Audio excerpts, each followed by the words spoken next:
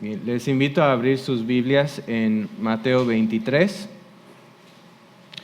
Y cuando llegamos a Mateo 21 hace algunas semanas, algo que expliqué es que habíamos llegado al quinto y último par de discursos y narrativas que tenemos en el Evangelio de Mateo. Un segmento enfocado principalmente en el juicio presente y venidero y en la correspondiente necesidad de salvación. Bueno, en este momento todavía nos encontramos en medio de ese último par de discursos y narrativas, pero algo que quería señalar al comenzar nuestro estudio esta mañana es que hoy estamos pasando del segmento narrativo al discurso, que va desde aquí hasta el final del capítulo 25.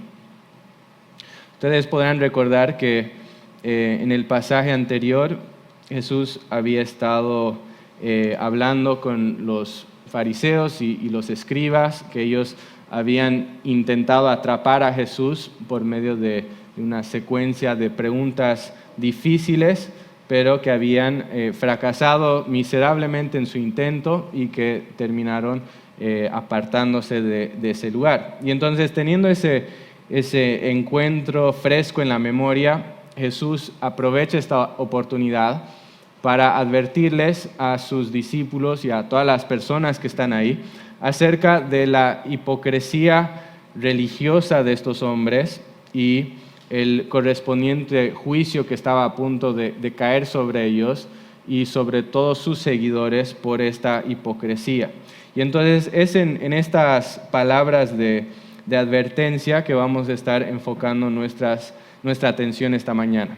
Bien, entonces les invito a poder acompañarme en la lectura de este pasaje, Mateo 23, y vamos a leer a partir del versículo 1. Dice así: Entonces Jesús habló a la muchedumbre y a sus discípulos. Los escribas y los fariseos se han sentado en la cátedra de Moisés, de modo que hagan y observen todo lo que les digan, pero no hagan conforme a sus obras, porque ellos dicen y no hacen. Atan cargas pesadas y difíciles de llevar y las ponen sobre las espaldas de los hombres, pero ellos ni con un dedo quieren moverlas, sino que hacen todas sus obras para ser vistos por los hombres, pues agrandan sus filacterías y alargan los adornos de sus mantos. Aman el lugar de honor en los banquetes y los primeros asientos en las sinagogas, y los saludos respetuosos en las plazas, y ser llamados por los hombres rabí. Pero ustedes no dejen que los llamen rabí, porque uno es su maestro, y todos ustedes son hermanos. Y no llamen a nadie padre suyo en la tierra, porque uno es su Padre, y Él está en los cielos. Ni dejen que los llamen preceptores, porque uno es su preceptor, Cristo. Pero el mayor de ustedes será su servidor, y cualquiera que se engrandece será humillado, y cualquiera que se humille será engrandecido. Es la palabra del Señor. Vamos a orar juntos. Padre amado, te damos gracias por tu palabra y, Señor, sabemos que tienes un mensaje que quieres comunicarnos esta mañana, que hay algo que quieres hacer en nuestras vidas a través de tu verdad, y pedimos que hoy, Señor, estés obrando poderosamente en nuestras vidas a través de tu palabra. Todo esto oramos en el nombre de Jesús. Amén. Bueno, como muchos de ustedes saben, mi esposa es doctora, y cuando ella estaba estudiando medicina, algo que muchas veces observaba y comentaba era la gran discrepancia que muchas veces podía llegar a existir entre lo que algunos doctores y docentes decían y cómo vivían sus vidas. Ustedes saben que los médicos siempre están, o muchas veces están recomendando a sus pacientes que puedan comer saludable, que se ejerciten, que duerman lo suficiente, que dejen de fumar, cosas así, ¿no es cierto? Pero lo que ella veía y observaba es que muchas veces los médicos eran los que llevaban las vidas más o menos saludables de todos, ¿no?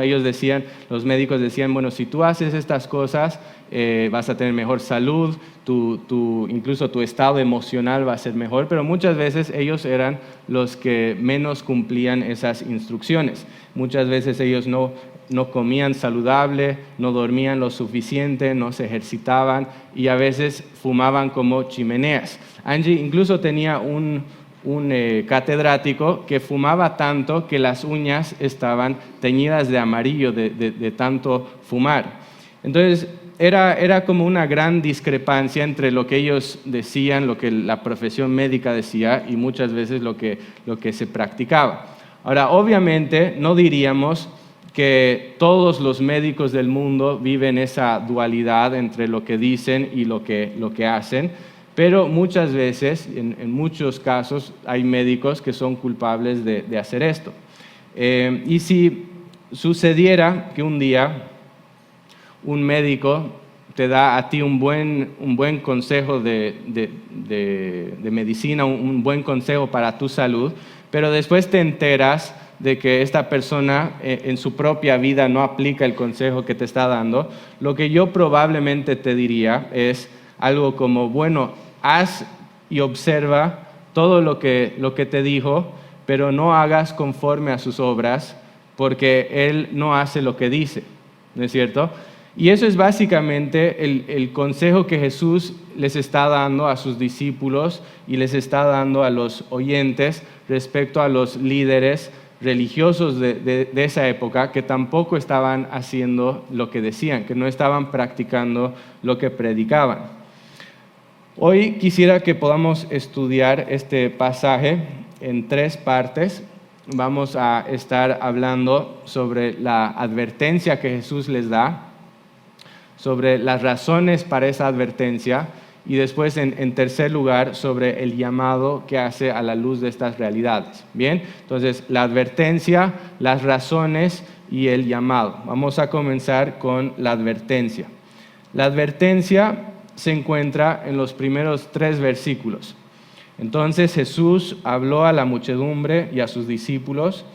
Los escribas y los fariseos se han sentado en la cátedra de Moisés, de modo que hagan y observen todo lo que les digan, pero no hagan conforme a sus obras, porque ellos dicen y no hacen.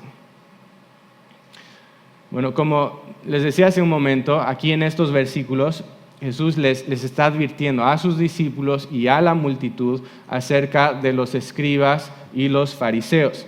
Y si te preguntas, ¿por qué les advertiría a un grupo de discípulos y multitudes acerca de otro grupo de personas, acerca de los fariseos y los escribas, que ni siquiera quizás estaban ahí en ese momento? Es porque al estar los escribas y los fariseos en una posición de autoridad, al estar ellos en una posición donde estaban enseñando a otras personas, existía el peligro que las personas empiecen a seguir sus mismos pasos. Y al seguir esos mismos pasos, ellos terminarían sufriendo su mismo juicio, porque ellos terminarían siendo partícipes de lo que estaban haciendo estas personas. Y ese obviamente sigue siendo un gran peligro en nuestros tiempos. Nosotros podríamos también caer en lo mismo que los escribas y los fariseos, y por eso este pasaje también sigue siendo muy relevante para nosotros hoy en día. Y entonces, por un lado, Jesús reconoce que hay cierta legitimidad en la tarea que los escribas y los fariseos están desempeñando. En el versículo 2 dice que se han sentado en la cátedra o en la silla de Moisés, lo que quiere decir que son portavoces de Moisés, que en cierto sentido están continuando, están transmitiendo la autoridad de Moisés. Los escribas y los fariseos desempeñaban un rol como intérpretes de la ley de Moisés, una tarea que en sí misma era buena y noble. Y lo que Jesús está explicando aquí es que en la medida que estos hombres interpretan correctamente las Escrituras, era necesario que las personas hagan y observen lo que ellos decían. Pero reconociendo que había una gran discrepancia entre lo que estaban enseñando y lo que estaban haciendo, Jesús agrega inmediatamente después esta advertencia. Les dice, pero no hagan conforme a sus obras.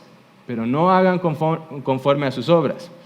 Eso nos lleva al segundo segmento de este sermón, donde vamos a considerar las razones de por qué Jesús da esta advertencia. Y en específico lo que queremos ver acá es por qué Jesús decía que los escribas y los fariseos no eran un buen ejemplo de vida. ¿Por qué les dice que no deben seguir su ejemplo?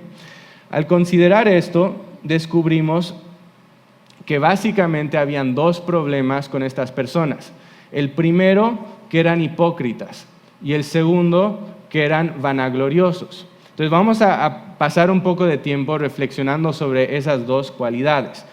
En primer lugar, eran hipócritas, lo que quiere decir que no había una congruencia entre lo que decían y lo que hacían. Los escribas y fariseos estaban predicando una cosa con sus labios, pero estaban practicando otra cosa totalmente diferente en el día a día, con sus vidas. Eran simples actores. De hecho, la palabra hipócrita es la idea de una persona que está viviendo bajo o detrás de una máscara. Son actores. Los fariseos y los escribas eran actores, eran hipócritas, eran personas que estaban actuando detrás de una máscara. Y eso es lo que podemos ver muy claramente en la última parte del versículo 3, que dice, porque ellos dicen y no hacen. Y también lo vemos en el resto del versículo 4, donde dice, atan cargas pesadas y difíciles de llevar y las ponen sobre las espaldas de los hombres, pero ellos ni con un dedo quieren moverlas. Los escribas y fariseos eran muy buenos en dictar reglas, en decirles a las personas lo que debían y lo que no debían hacer. Más allá de los mandatos que estaban escritos en la palabra, estos hombres tenían todo un sistema de reglas y de requisitos que eran más estrictos que la misma palabra del Señor. Lo que ellos decían es que estaban tratando de construir una especie de valla o de muralla alrededor de los mandatos del Señor para que las personas sean muy cuidadosos de no romper las leyes de Dios. Sin embargo, la cruda realidad era que sus leyes eran tan minuciosas, tan rebuscadas, tan poco prácticas, que convertían la vida y las tareas más básicas en un esfuerzo muy difícil y agobiante para aquellos que estaban tratando de cumplir lo que estos hombres decían. Por eso Jesús se refiere a las reglas que ellos imponían como cargas pesadas y difíciles de llevar. Irónicamente, mientras que estos hombres estaban exigiendo grandes cosas de otras personas, estaban amontonando una lista interminable de reglas sobre las espaldas de las otras personas, ellos mismos no eran tan meticulosos en guardar las reglas que ellos mismos inventaban. Los escribas y fariseos eran sumamente habilidosos en darle la vuelta a sus propias reglas, de modo que violaban el espíritu de estas reglas, pero lo hacían en una forma que seguían cumpliendo los tecnicismos de lo que habían hecho, de modo que nadie podía acusarles de haber roto los requisitos. Y es a la luz de esto que Jesús reclama y dice, atan cargas pesadas y difíciles de llevar y las ponen sobre las espaldas de los hombres, mientras que ellos mismos con un dedo no quieren moverlas. Lo que quiere decir que ellos no están dispuestos a hacer el más mínimo esfuerzo. Si se ponen a pensar, el mover un dedo no requiere de mucho esfuerzo, y está diciendo, ustedes ni siquiera están dispuestos a hacer ese mínimo esfuerzo para cumplir las reglas que están imponiendo sobre otras personas. Y en ese sentido, eran unos grandes hipócritas. Ahora, podríamos observar a estos fariseos y pensar que esto es un problema solamente de ese tiempo, que es algo que no sucede hoy en día, pero la realidad es que esto sigue siendo una realidad hasta el día de hoy. Piensen, por ejemplo, en el gran escándalo que se armó en torno a Boris Johnson, el primer ministro de Inglaterra durante la época de COVID-19. Ustedes recordarán que durante la pandemia las naciones entraron en caos, había pánico en las calles, no sabían qué iba a pasar y qué se tenía que hacer. Entonces empezaron a salir muchas reglamentaciones y muchas leyes. Algunas naciones eran un poco más abiertas, como en Uruguay, que no fue tan estricto, y otros países fueron muy opresivos en cuanto a las reglas que imponían. Pero todas las naciones estaban tomando algún tipo de determinación. Y cuando la pandemia llegó a Inglaterra, Boris Johnson, el primer ministro de esa nación, comenzó a aparecer regularmente en la televisión. Y con un tono muy grave, muy serio, muy solemne y muy paternal, empezó a decirles a las personas que su país estaba enfrentando la mayor crisis que habían enfrentado desde la Segunda Guerra Mundial y que iba a ser necesario tomar medidas muy drásticas para proteger a todas las personas.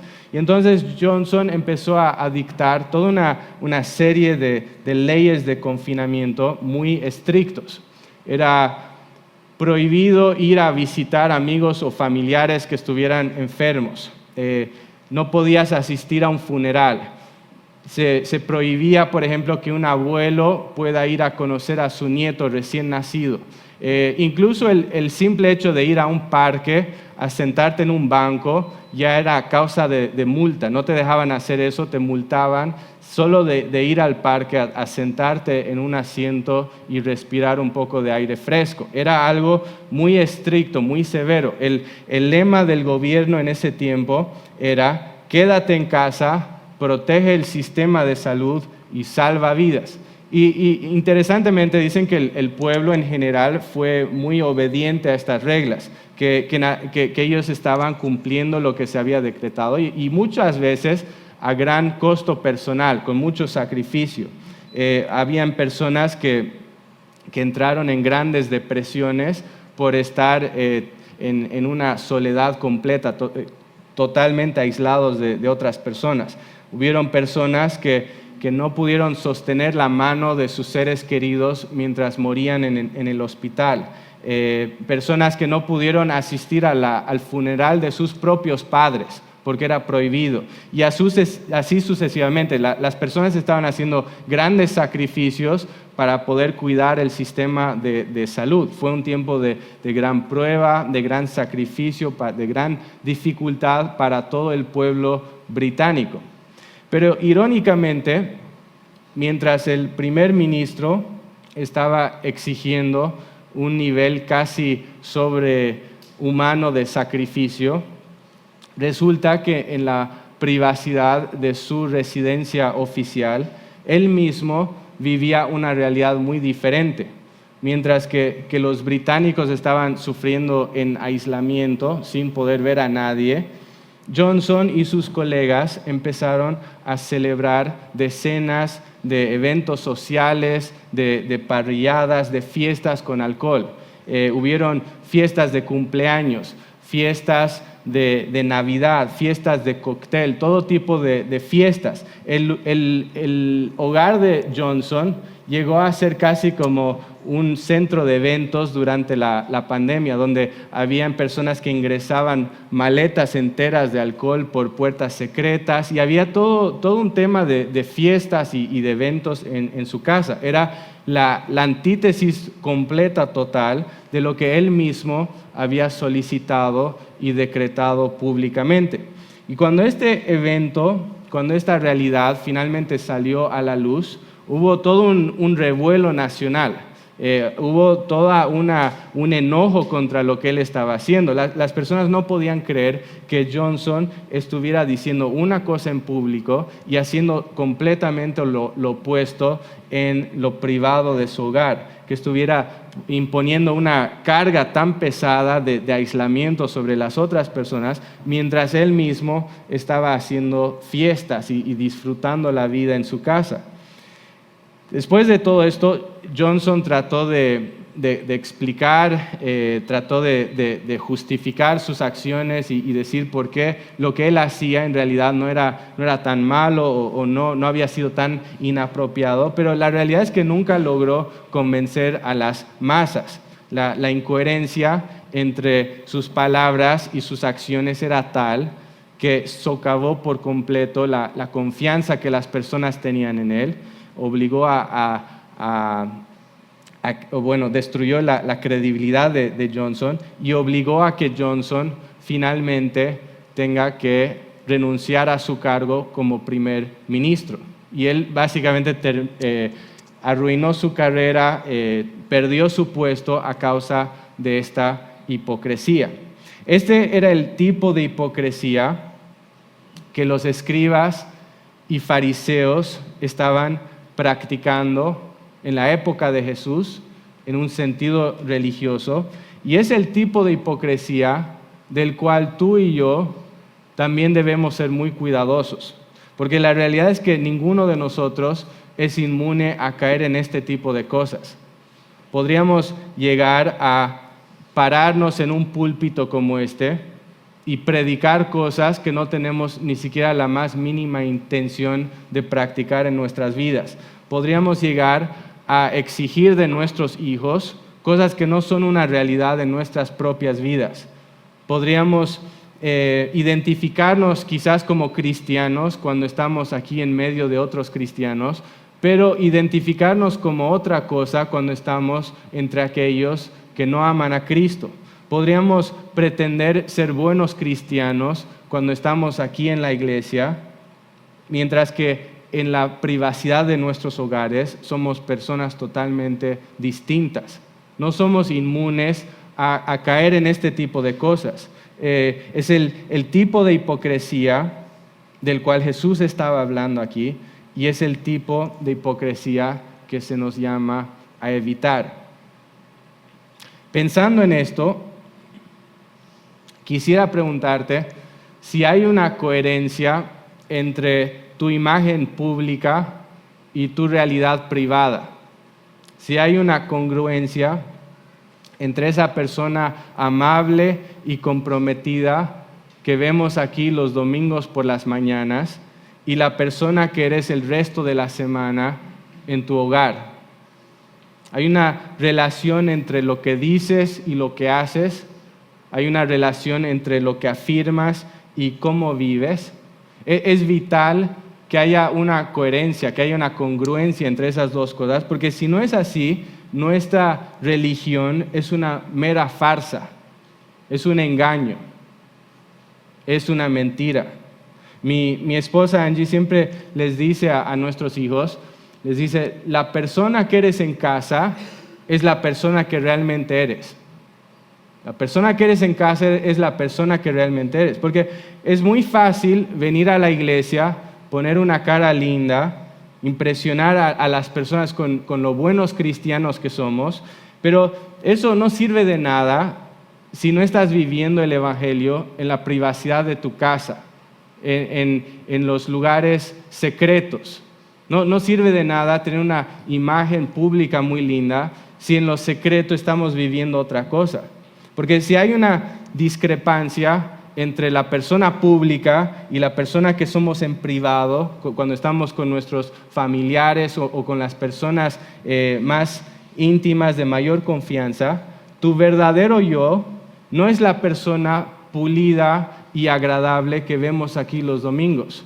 La verdadera persona es la que se encuentra detrás de la máscara, la cual sale a la luz cuando bajas del escenario y cuando ya no hay nadie a quien impresionar. Esa es la verdadera persona, ese es el verdadero yo.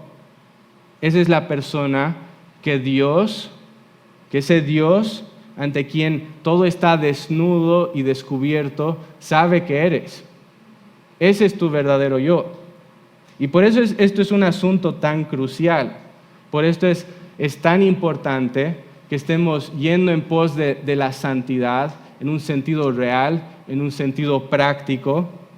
Estemos buscando esa santidad real y que no sea simplemente una santidad de apariencias, una santidad para impresionar a las personas. Por eso es tan importante que no estemos siguiendo esa hipocresía de los fariseos y de los escribas. Y obviamente tenemos que reconocer que mientras estemos a este lado de la eternidad, siempre va a haber una cierta distancia entre lo que reconocemos que es verdad en la palabra y lo que vemos en nuestras vidas. Siempre va a haber cierta distancia entre lo que sabemos que deberíamos ser y lo que realmente somos. Si somos honestos, ninguno de nosotros vive perfectamente el Evangelio. Yo mismo reconozco que no vivo perfectamente todo lo que predico desde el púlpito. Yo entiendo eso. Hay áreas de mi vida que todavía necesitan ser refinadas. Hay áreas que el Señor todavía necesita transformar. Y me imagino que en tu caso también hay áreas así, que sabes que deberías ser algo y todavía no has llegado a esa meta. Pero mientras estamos en ese proceso, en ese caminar de santificación, seamos muy cuidadosos de no cometer el terrible error de ser el tipo de personas que se esfuerzan por mostrar una cara muy linda de piedad y de perfección, mientras que en lo secreto estamos totalmente cómodos con el pecado, totalmente entregados al pecado. Porque si hacemos eso, nos hemos entregado de lleno a la hipocresía. Y eso sería practicar una forma de piedad que en realidad nada aprovecha. Es una forma de piedad totalmente muerta, una forma de piedad totalmente vana, vacía y engañosa.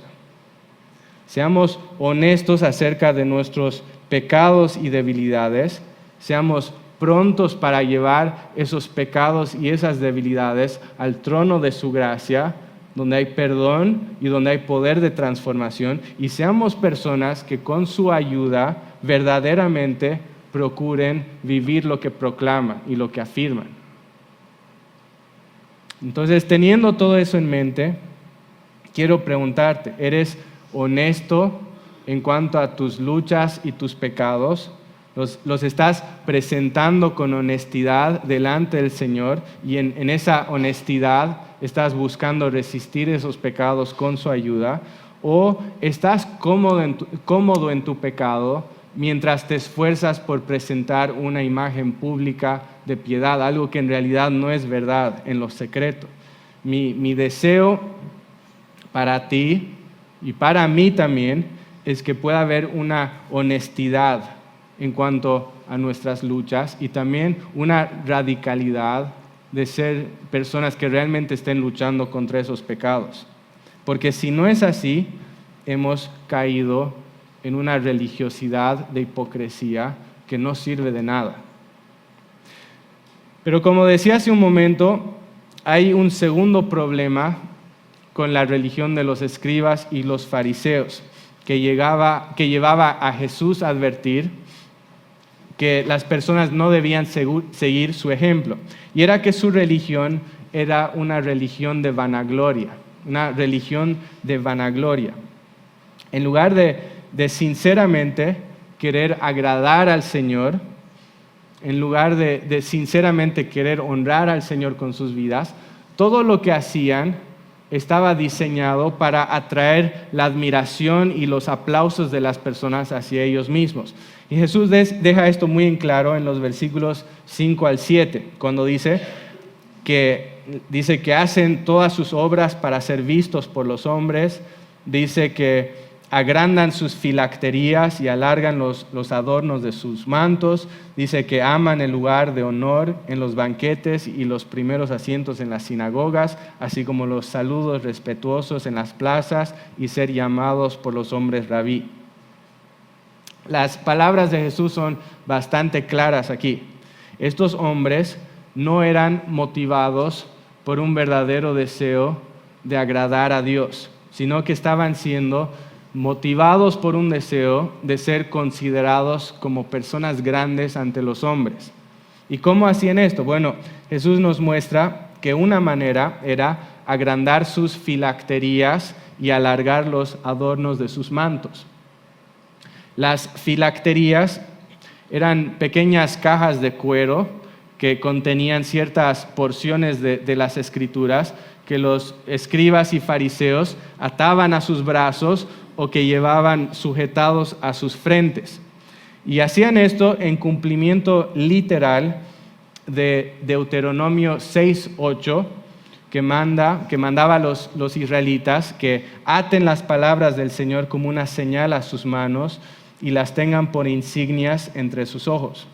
Ahora, en un principio, las personas interpretaban ese versículo en una manera simbólica o metafórica, pero con el tiempo empezaron a practicar esto de manera literal, poniendo literalmente cajas con textos bíblicos en sus frentes y atándolos a sus brazos. Y usaban estas filacterías como un instrumento para recordar o para simbolizar que la palabra de Dios debía regular sus pensamientos y sus acciones. Ese era básicamente lo que esto buscaba simbolizar. Ahora, uno podría pensar que en sí no hay nada pecaminoso en sí que un fariseo o que un escriba ande por las calles con una filactería en la frente o en el brazo. O sea, uno no podría decir que eso en sí es pecaminoso. El problema es que convirtieron un instrumento que se suponía que debía ser como una ayuda personal, como un recordatorio personal, en una herramienta de ostentación religiosa. Y lo que nos dice Jesús es que usaban filacterías cada vez más grandes, con cordones cada vez más gruesos, para que sean más visibles, para que las personas los puedan mirar desde lejos y admirar lo espirituales, lo devotos que eran estos hombres. Era tremendo. Estaban haciendo todo esto para atraer la atención de los hombres hacia ellos mismos. Y lo mismo sucedía con los adornos o literalmente los flecos de sus mantos. En Números 15, 38 al 39, Dios le mandó a Moisés dice, habla a los israelitas y diles que hagan flecos en los bordes de sus vestidos por sus generaciones y que pongan en el fleco de cada borde un cordón azul, y el fleco les servirá a ustedes para que cuando lo vean se acuerden de todos los mandatos del Señor, a fin de que los cumplan y no sigan a su corazón ni a sus ojos tras los cuales se han prostituido. Entonces, como pueden ver, ahí en Números estaba una instrucción del Señor, donde el Señor les estaba pidiendo a los israelitas que puedan tener flecos en los mantos de un cierto color para recordarles que debían obedecer los mandatos del Señor. Y nuevamente el propósito de esto era que sea como un recordatorio personal, un instrumento personal para cada persona. Pero nuevamente estos fariseos distorsionaron por completo el propósito de estas señales. En lugar de usarlos como una ayuda personal, empezaron a usar flecos cada vez más largos, cada vez más llamativos, para que las personas los puedan mirar y puedan decir, wow, qué espiritual que es este hombre, qué largos sus flecos. ¿Se dan cuenta de esto? Era algo que ellos estaban haciendo para llamar atención a sí mismos. Y más allá de lo que hacían con las filacterías y los flecos, Jesús nos hace ver que constantemente estaban buscando el reconocimiento y el respeto de las personas. Ese es el sentido básico de lo que Jesús dice y transmite cuando dice: aman el lugar de honor en los banquetes y los primeros asientos en las sinagogas y los saludos respetuosos en las plazas y ser llamados por los hombres rabí. El error de estos hombres es que estaban buscando su propia gloria en lugar de buscar la gloria de Dios, que estaban haciendo estas prácticas religiosas para atraer la atención de las personas sobre ellos, para que las personas vean lo devotos que eran, en lugar de hacer estas cosas como un mecanismo para exaltar la grandeza de Dios y de apuntar a las personas a Dios. Y ese fue su error.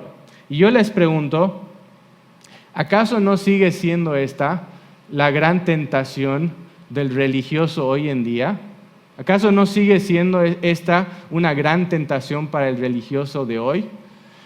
Puede ser que nosotros ya no llevemos filacterías en la frente o que estemos con flecos en los mantos, pero no somos inmunes a la tentación de hacer cosas deliberadamente con el fin de que las personas nos miren y observen los buenos cristianos que somos o lo comprometidos que somos con el Señor. Sea ostentando nuestro vasto conocimiento bíblico, sea recordando a las personas una y otra vez sobre los cargos y los ministerios que tenemos en la iglesia, sea alardeando sobre las largas horas que pasamos en oración, lo mucho que hacemos en la iglesia, lo mucho que hemos ayudado a las personas, los muchos versículos que sabemos de memoria, o sea haciendo cualquier otra cosa que, si somos completamente honestos, no tiene ningún fin más que posicionarnos como buenos cristianos a los ojos de los demás. Nosotros no somos inmunes a eso. Muchas veces nosotros podemos llegar a hacer exactamente lo mismo que estos hombres estaban haciendo con flecos y filacterías. Tengamos mucho cuidado con esto, porque esto es una forma de religión que es totalmente repulsiva a los ojos del Señor. Quiero que imagines una situación por un momento, ¿bien? Digamos que Angie y yo quedamos con otra pareja en ir a cenar a un restaurante una noche, ¿bien? Y yo tengo otro compromiso antes de esta cena, entonces le digo a Angie que ella vaya por su cuenta y que yo voy a ir un poco después a darle encuentro. Entonces, es lo que hacemos. Angie va, se encuentra con ellos, yo estoy en mi reunión, y cuando la reunión termina, yo me dirijo hacia el restaurante, llego ahí y veo que está Angie ahí sentada con la otra pareja y que están hablando y teniendo un buen tiempo. Y en ese momento yo llego, les saludo y saco detrás de mi espalda un enorme ramo de flores, ¿bien? Y se los entrego a Angie, le doy un enorme beso, le digo lo tremendamente enamorado que estoy con ella, ¿bien? Y como podrán imaginar, Angie está muy contenta y la pareja está admirada, está maravillada, sorprendida de lo buen esposo que soy, ¿bien? Y tenemos la cena, tenemos un buen tiempo. Y bueno, y después de un tiempo la cena termina, y cuando termina, Angie y yo nos subimos al auto, y Angie, que todavía está alucinada, que está enternecida por este regalo que le di, me mira fijamente a la cara y con ojos llenos de amor me dice: amor, realmente fue hermoso lo que hiciste. Estoy tan feliz de que hayas pensado en mí, que me hayas dado este regalo de flores. Me hizo sentir tan amada, tan honrada, tan valorada. ¿Qué pasaría si en ese momento yo le miro y le digo: bueno, Angie, ahora que estamos en el auto, ahora que ya no están ellos, te voy a decir la razón verdadera de por qué te di estas flores? Es porque en realidad yo quería impresionar a nuestros amigos y que ellos vean qué buen esposo que soy. ¿Y sabes qué? Creo que funcionó. Creo que ellos realmente salieron de ahí admirados de lo buen esposo que soy. ¿No es maravilloso, Angie? ¿Qué creen que Angie pensaría en ese momento? ¿Creen que Angie todavía seguiría pensando lo mismo acerca de mi regalo y mis flores? ¿Creen que todavía se sentiría amada y honrada por lo que hice? ¿Que todavía vería esto como un tierno regalo de amor? No, hermanos, puedo asegurarles que no seguiría pensando lo mismo. Angie estaría profundamente molesta de que armé todo un espectáculo donde hice algo, donde fingí hacer un acto de amor por ella, cuando lo único que realmente quería era servirme a mí mismo y que las personas piensen bien de mí. Estoy seguro que Angie no estaría nada agradada con esto. Y yo les pregunto, ¿por qué el Dios que sabe todas las cosas habría de sentir algo diferente respecto a esas cosas que fingimos hacer por Él, pero que en realidad estamos haciendo simplemente para que la gente piense bien de nosotros? ¿Por qué si a Angie no le agradó eso, debería agradarle a Dios? ¿Por qué debería ser diferente? No nos engañemos a nosotros mismos. Tales actos de devoción son tan repulsivos para el Señor como esas flores lo serían para mi esposa. Y por eso es tan vital que nuestras vidas, nuestros corazones, sean purificados por el Señor en verdad. De manera que nuestros actos de adoración sean puras y sean genuinas y no sean una mera fachada para ganarnos la admiración de las personas. Entendiendo lo terriblemente peligroso que sería seguir el ejemplo de hipocresía y de vanagloria de los fariseos y de los escribas, lo terriblemente propensos que somos a caer en eso, Jesús hace un llamado de dos partes, que es la tercera y última parte de nuestro sermón esta mañana. En primer lugar, Jesús pide que evitemos buscar títulos y reconocimientos. Que evitemos buscar títulos y reconocimientos. Como leemos en los versículos 8 al 10, Jesús dice, pero ustedes no dejen que los llamen rabí, porque uno es su maestro y todos ustedes son hermanos. Y no llamen a nadie Padre suyo en la tierra, porque uno es su Padre, el que está en los cielos. Ni dejen que los llamen preceptores, porque uno es su preceptor, Cristo. Jesús reconoce que una de las maneras principales en las que damos lugar a la hipocresía y a la vanagloria es mediante la búsqueda de títulos y reconocimientos honoríficos. Ya sea el título de rabino, de padre espiritual, de preceptor en los tiempos de Jesús, o el de maestro, el de pastor, el de reverendo, el de doctor, el de obrero fiel o algún otro título en nuestros tiempos. Y algo que Jesús pide de nosotros es que ejercitemos gran humildad, gran discreción en la manera que nos presentamos ante las demás personas y en la manera que hablamos de nuestros cargos y de nuestros logros espirituales. No sea que terminemos dando lugar a la vanagloria y terminemos compitiendo con el único que realmente merece gloria y alabanza en su iglesia, que es el Señor Jesucristo.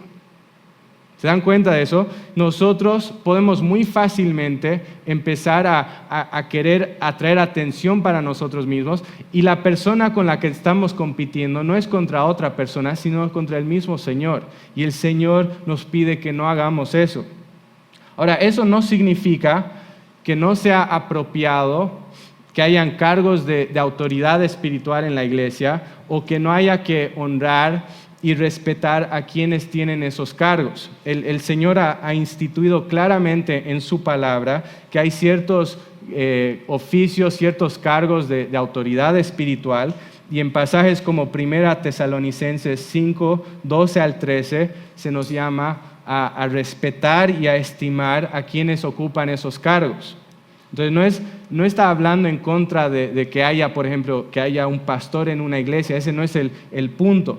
Pero lo que sí está diciendo es que debemos tener mucho cuidado de no reclamar o de no dar a una persona el tipo de autoridad y de honor que le pertenece solamente al Señor. Debemos tener mucho cuidado de eso. Entonces, este es el primer llamado, a no buscar los títulos y los reconocimientos para nosotros mismos. Eso nos lleva a la segunda parte de su llamado para evitar la hipocresía y la vanagloria espiritual, y es que en lugar de buscar reconocimiento y admiración, que nos enfoquemos en ser siervos humildes, que nos enfoquemos en ser siervos humildes. Y eso es lo que Jesús nos da a entender en los versículos 11 y 12, cuando dice, pero el mayor de ustedes será su servidor, y cualquiera que se engrandece será humillado, y cualquiera que se humille será engrandecido. ¿Quieres que tu vida y que tu ministerio sea agradable al Señor? Entonces, si es así, renuncia a esa lucha incesante de robar la luz del escenario para ti mismo, de ser la persona importante, y más bien enfócate en servir al Señor y en servir a los demás desde un lugar de anonimato, estando dispuesto a ser el siervo pequeño, estando dispuesto a ser la persona que todos olvidan, siempre y cuando Cristo sea exaltado. Si Cristo está siendo exaltado, entonces no importa si nosotros somos olvidados, porque el que importa es Él, y ese es el punto. Ese es el verdadero camino a la grandeza espiritual. Ese es el llamado que el Señor nos hace a ti y a mí. Que dejemos de luchar por nuestro nombre, por nuestra reputación, por nuestra grandeza, y más bien sirvamos al Señor y a los demás buscando la gloria del único que merece la gloria. Pero admitámoslo, esto no es tan fácil. Esto podría parecer una misión imposible, porque si somos completamente honestos, queremos ser reconocidos, queremos ser glorificados. Queremos que las personas nos vean como grandes. Hay una realidad de que cada fibra en nuestra naturaleza caída nos impulsa a querer ser el centro del universo. Esa es la realidad. Entonces, ¿cómo podemos adoptar un estilo de vida tan radicalmente opuesto a nuestra tendencia natural? Y la respuesta es simple. Es que en realidad nosotros no podemos hacer esto solos. Somos incapaces de hacerlo. En nuestras propias fuerzas, esta tarea verdaderamente es imposible. Pero hay buenas noticias. Y las buenas noticias son que no estamos solos en esto. Esa es la buena noticia. Que el Señor no simplemente nos dijo, hagan esto y busquen la manera de hacerlo en su propia fuerza. Eso no es lo que el Señor ha hecho. El Dios eterno nos ha enviado un Salvador para rescatarnos de nosotros mismos. Esa es la buena noticia, que Él ha enviado un Salvador para rescatarnos de nosotros mismos. Por tanto, encontremos ese rescate y esa ayuda en aquel que nos dio un ejemplo fiel de integridad y de humildad, y que por su sacrificio nos da su gracia. Una gracia que no solamente es para perdón, sino también para transformación. Una gracia que tiene el poder para rescatarnos de nuestra obsesión con nosotros mismos y de hacer que podamos vivir para su gloria. Reconozcamos que tenemos un Salvador, que no estamos en esto solo. Por tanto, batallemos esa hipocresía, esa vanagloria espiritual en dependencia de nuestro Señor, reconociendo que Él lo hace posible y reconociendo al mismo tiempo que, como decía uno de los cristianos del pasado, el hombre vanaglorioso es un obrero o es un trabajador que no obtiene paga alguna de sus esfuerzos. Reconozcamos que al final del día, esta vanagloria y esta hipocresía requiere de un gran esfuerzo que al final no da ningún beneficio. Y al reconocer que no aporta nada, sigamos este camino que el Señor ha puesto delante de nosotros en su ayuda. Vamos a terminar orando. Padre amado, te damos gracias por tu palabra.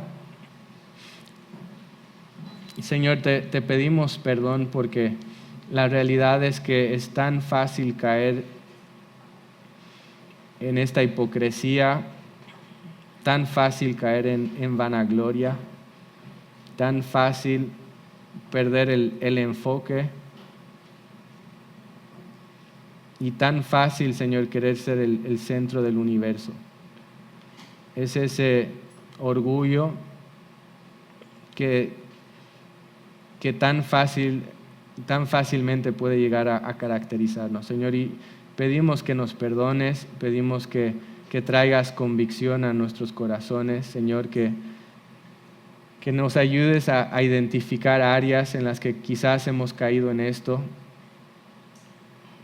que Señor, realmente traigas ese arrepentimiento a nuestros corazones. Y oramos, Padre, que nos ayudes a poder realmente caminar, Señor, en ese servicio humilde que nos llamas a vivir con tu ayuda, Señor. En todo esto oramos y te lo pedimos en el precioso nombre de Jesús. Amén.